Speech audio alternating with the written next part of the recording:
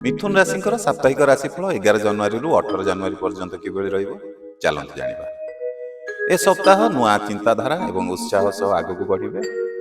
मन सक्रिय रहिबो, आपण सचेतन रहिबे। कार्य क्षेत्र रे आपणकर नुआ दायित्व मध्ये आसीबो, आपणकर दक्षता निश्चित प्रशंसित होबो।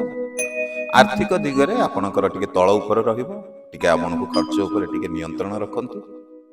पारिवारिक जीवन आपणकर साधारणत रहिबो, किंतु आपण गोटे कथावार्ता रे संयम रखिबा आवश्यक। प्रेम संपर्क रे किछि भूल बुझामणा ही पारे, आपण स्पष्ट कथावार्ता द्वारा सेगुड़िक समाधान करंतु। छात्र छात्री माने एकाग्रता सहित पाठ पढ़िले निश्चित सफलता पाइबे। आपणकर टिके मानसिक चाप होई पारे, तेणु ध्यान एवं जोग अभ्यास टिके आपणक पई लाभदायक हबो। जदि आपण ए पर्यंत वीडियोटी देखुचंती हेले आपण हम ए वीडियोटी को लाइक भी करिना, देरी काई करचंती।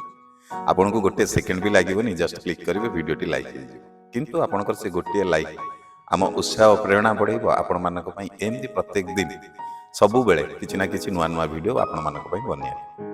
तो डेरी करंतुनी, लाइक टे करंतु, कमेंट रे जय जगन्नाथ लिखंतु। चलंतु वीडियो आगु बढ़ेबे।